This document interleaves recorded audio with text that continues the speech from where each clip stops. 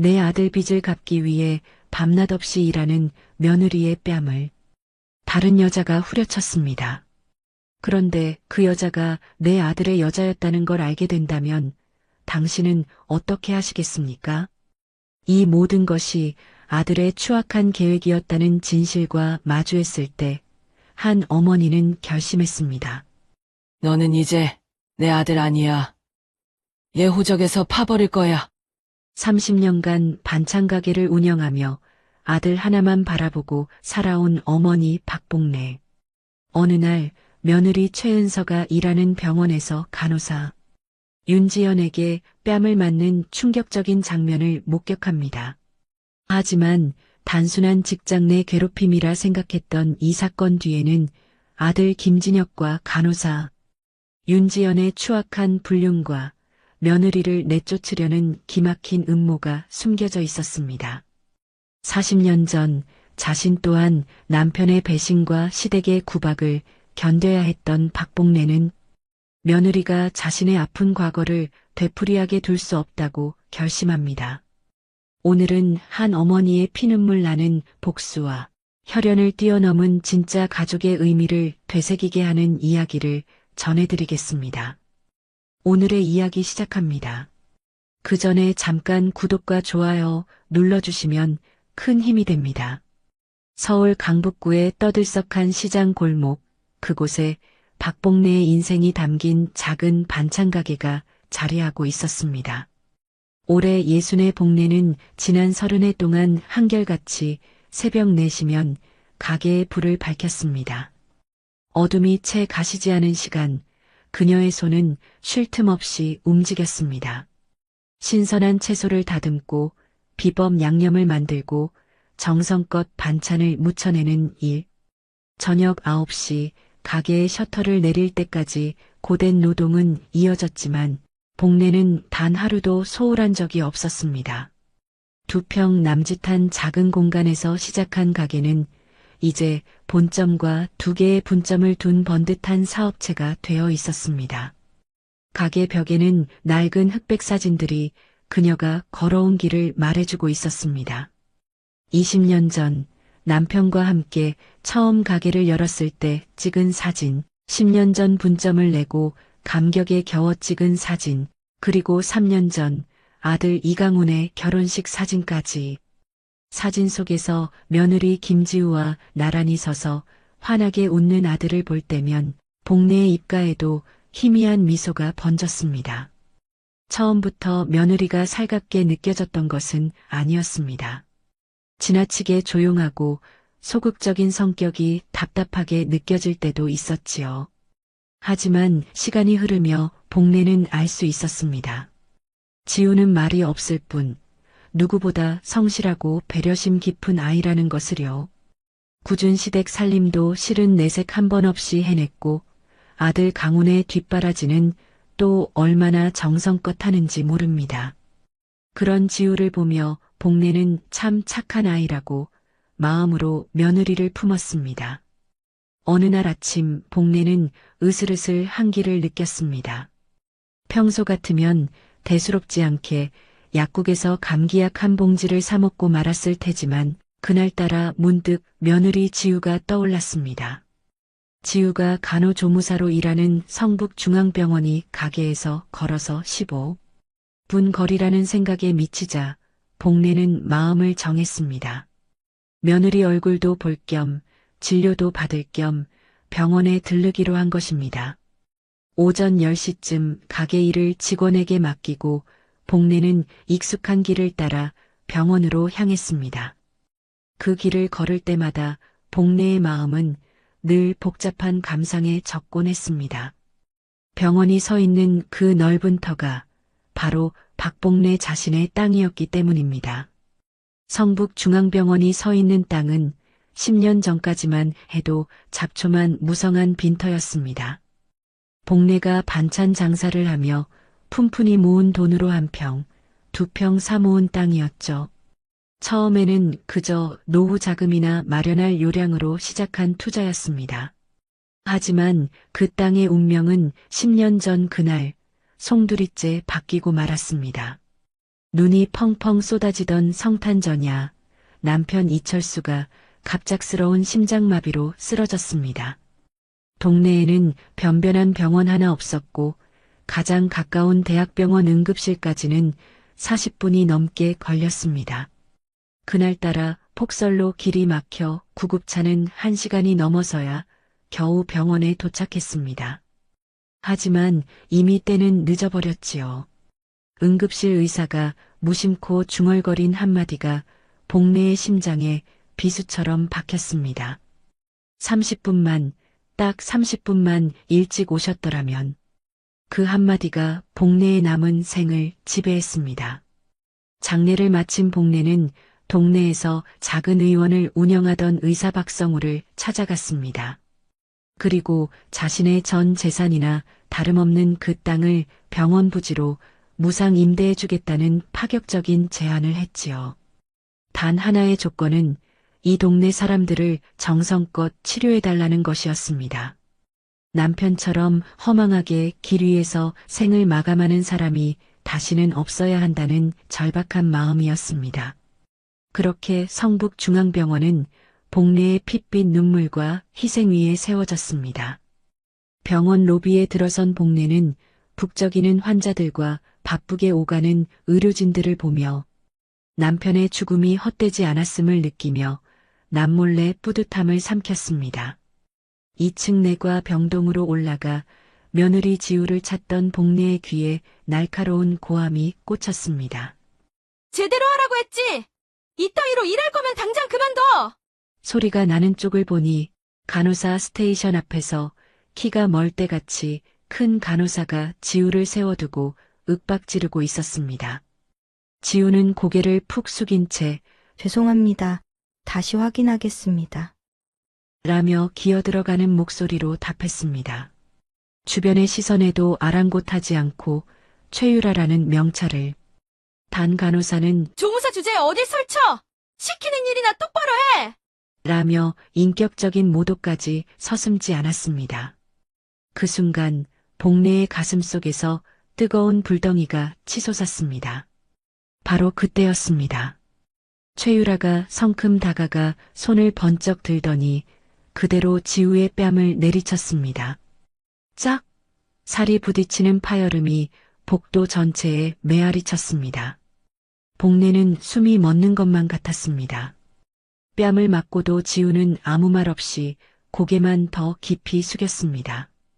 눈물조차 흘리지 않는 모습, 빨갛게 달아오른 뺨의 상처가 마치 익숙한 일인 양 담담해 보이는 그 모습에 복래의 머릿속은 하얗게 비어버렸습니다.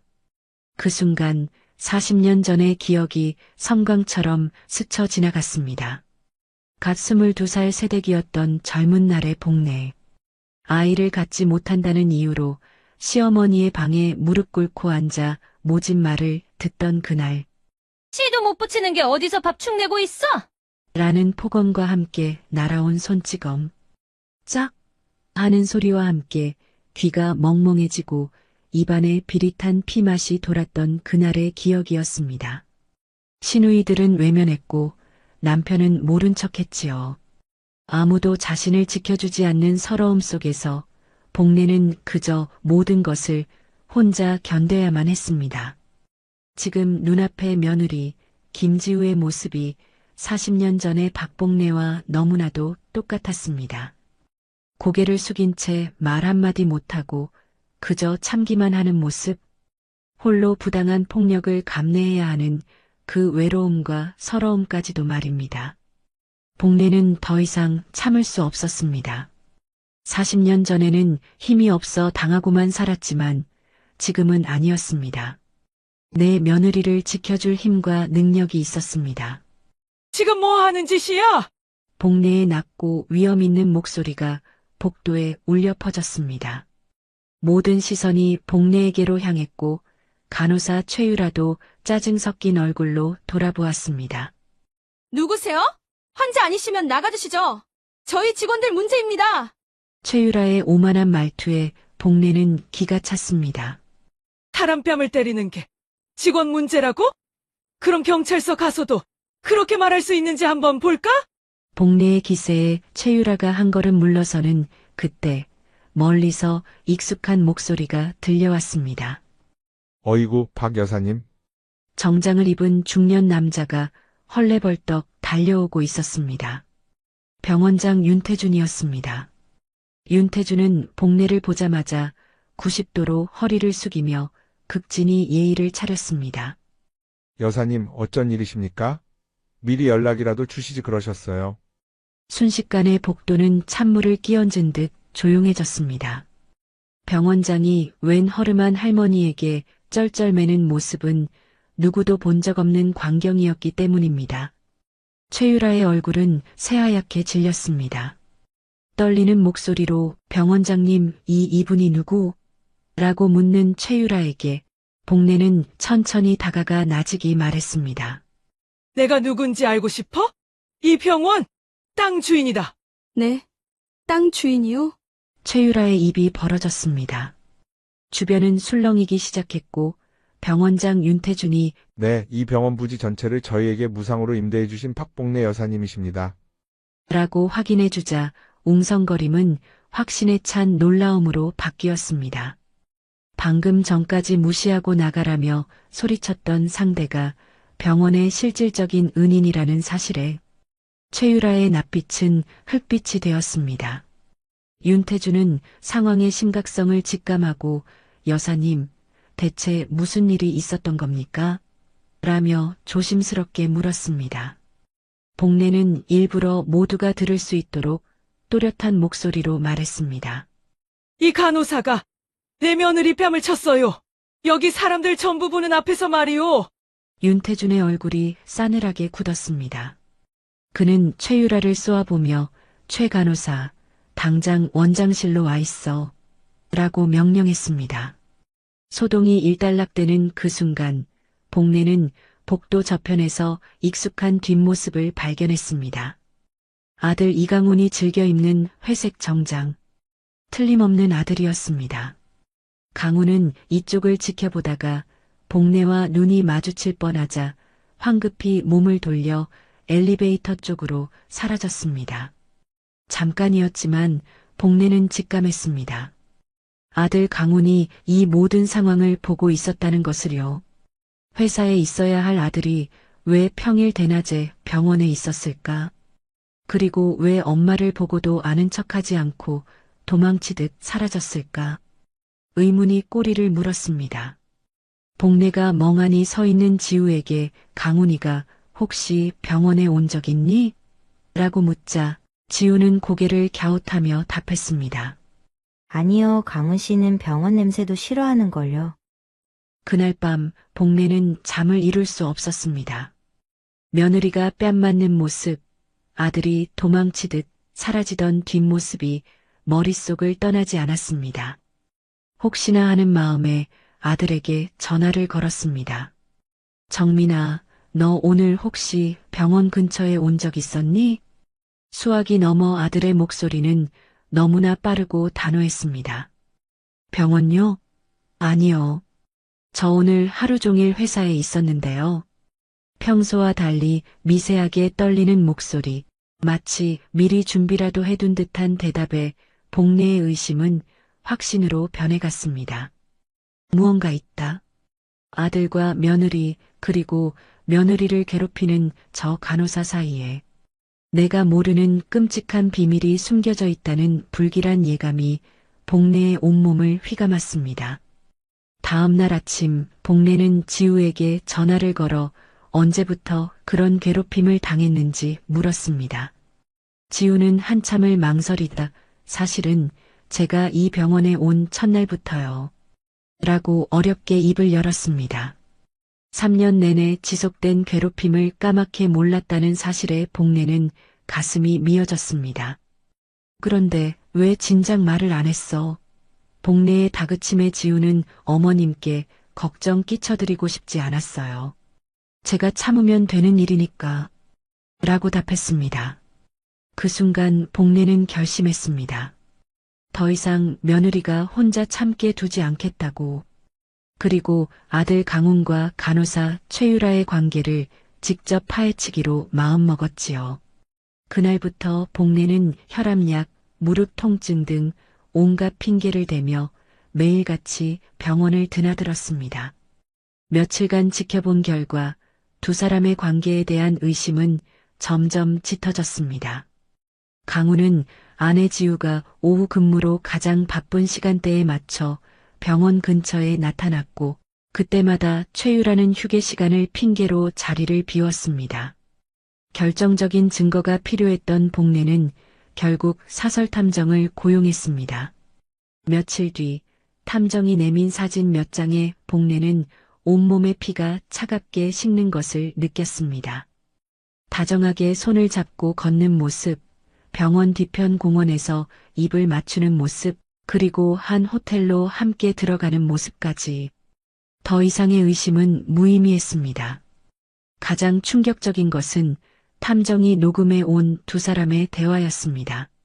자기야, 김지우한테 언제 말할 거야? 최유라의 물음에 강우는 차갑게 답했습니다. 곧 정리할게. 이혼 서류도 변호사 통해서 다 준비해놨어.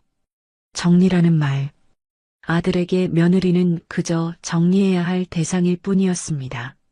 심지어 강우는 복내를 속일 계획까지 세우고 있었습니다. 엄마한텐 지우가 먼저 이혼하자고 했다고 둘러대야지 뭐. 아내의 헌신을 배신하고 저를 키워준 어미까지 속이려는 아들의 치밀함에 복내는 소름이 돋았습니다. 그제야 지우가 털어놓았던 아들의 빚 5천만 원이 떠올랐습니다. 지우는 남편 몰래 그 빚을 갚기 위해 주말 아르바이트까지 하고 있었지요. 아내는 빚을 갚고 남편은 그 돈으로 다른 여자와 놀아난 것입니다. 40년 전 남편에게 배신당했을 때보다 더한 분노와 절망이 복내를 덮쳤습니다. 모든 진실을 알게 된 복내의 눈빛은 차갑게 빛났습니다. 40년 전에는 무력하게 당해야만 했지만 지금은 아니었습니다. 며느리를 지키고 두 사람에게 죗값을 치르게 할 힘이 있었습니다. 복내는 가장 먼저 병원장 윤태준을 찾아갔습니다. 원장실 책상 위로 탐정이 찍은 사진들을 한 장씩 펼쳐놓자 윤태준의 얼굴은 굳어갔습니다. 이것은 단순한 불륜이 아닙니다. 내 며느리를 쫓아내기 위한 명백한 직장 내 괴롭힘이에요. 복내는 3년간 지우가 당했던 모욕과 폭언을 낱낱이 밝혔습니다. 윤태준이 식은땀을 흘리며 정말 몰랐습니다. 여사님. 이라고 변명하자 복내는 싸늘하게 받아쳤습니다. 몰랐다는 건 이 병원 관리가 엉망이라는 뜻이겠지요. 복내는 가방에서 서류 뭉치 하나를 더 꺼내 책상 위에 탁 소리나게 내려놓았습니다. 이게 뭔지 아시오? 다른 병원들이 내 땅에 들어오겠다며 보내온 임대 제안서들이요. 한 달에 5천만 원씩 주겠다는 곳도 있더군요. 윤태준의 얼굴이 새하얗게 질렸습니다. 복내는 단호하게 요구했습니다. 최유라 간호사, 당장 해고하세요. 그리고 다시는 이 업계에 발 못 붙이게 인사기록에 직장 내 괴롭힘을 사유로 명시해 주시오. 이는 간호사로서 사형 선고나 다름없었지만 복내는 조금의 동정심도 느끼지 않았습니다. 자업자득이었습니다.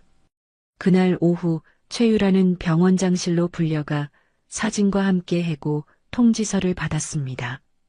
간호사 협회에도 보고될 것이라는 말에 최유라는 그 자리에 주저앉아 절망했습니다. 다급해진 최유라는 곧장 강훈에게 전화를 걸어 울부짖었습니다. 오빠, 나 해고됐어. 우리 사진 어머니가 다 알고 계셔. 수화기 너머로 전해진 소식에 강훈의 목소리도 공포로 떨렸습니다. 그날 저녁 강훈이 집에 돌아왔을 때 복내는 이미 아들 내외의 집 거실에 앉아 있었습니다. 복내가 아무렇지 않게 오늘 병원은 어땠니? 라고 묻자 옆에 있던 지우가 해맑게 답했습니다. 어머니, 이상한 일이 있었어요. 최유라 선배가 갑자기 짐을 싸서 나갔어요. 강우는 제발 저린 사람처럼 화들짝 놀라며 복례의 눈치를 살폈습니다. 그 순간 울리는 강훈의 휴대폰. 발신인은 최유라였습니다.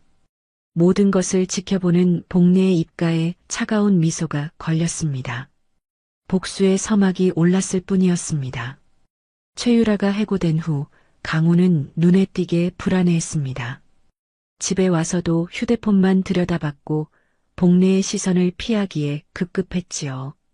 복례는 아들이 스스로 무너지기를 기다렸습니다. 그리고 일주일 후 예상했던 일이 벌어졌습니다. 강훈에게서 다급한 전화가 걸려왔습니다. 엄마, 저 지금 공항이에요. 급한 서류가 있는데 엄마가 대신 지우한테 좀 전해주세요. 복례는 모든 것을 꿰뚫어 보고 있었습니다. 최유라와 함께 해외로 도피하면서 가장 비겁한 방식으로 이혼을 통보하려는 속셈이었습니다. 심지어 시어머니인 자신의 손으로 이혼 서류를 전달하게 만들어 며느리가 저항조차 못하게 만들려는 치졸한 계산이었죠.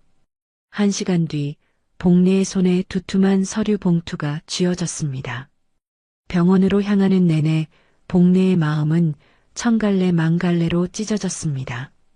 이 봉투가 착한 며느리의 가슴에 얼마나 큰 상처를 남길지 알기 때문이었습니다. 하지만 피할 수 없는 일이었습니다. 병원에서 지우는 밝은 얼굴로 복례를 맞았습니다. 어머니, 오늘도 오셨어요? 그 천진한 미소를 보자 복례는 가슴이 아려왔습니다. 강훈이가 전해주라고 하더구나. 봉투를 받아든 지우의 얼굴에 의아함이 스쳤습니다. 봉투를 열던 지우의 손이 그대로 멈췄습니다. 협의 이혼 신청서라는 글자가 지우의 눈을, 그리고 복례의 눈을 핥히었습니다. 지우의 얼굴이 새하얗게 질리며 손이 파르르 떨렸습니다. 어머니, 이게 뭐예요? 복례는 지우의 어깨를 감싸 안으며 곧장 강훈에게 전화를 걸었습니다. 이강훈, 너 이게 사람이 할 짓이야. 복례의 고함에 수학이 넘어 강훈은 잠시 말을 잇지 못하다가 중얼거리듯 말했습니다. 엄마가 전해주면 지우가 반발 못할 줄 알았어요. 그 순간 전화기 너머로 자기야, 빨리 와. 탑승 시작했어. 라는 최유라의 목소리가 선명하게 들렸습니다. 복례의 분노는 극에 달했습니다. 강훈아, 잘 들어라. 너는 이제 내 아들 아니다. 내 호적에서 파버릴 거야. 그리고 내 재산 단 한 푼도 못 받을 줄 알아. 강훈이 엄마, 그건 너무하시잖아요. 라고 반발하자 복례는 그동안 모아두었던 모든 증거를 쏟아냈습니다. 내 빚을 지우가 갚고 있는 것도, 너희 둘이 호텔 들락거린 사진도 내가 전부 다 알고 있어. 전화 너머로 아들의 숨막히는 소리가 들렸습니다. 복례는 마지막 말을 남기고 단호하게 전화를 끊었습니다. 가려면 가. 하지만 다시는 돌아올 생각 마라. 내가 버린 지우, 이제부터 내 진짜 딸이니까.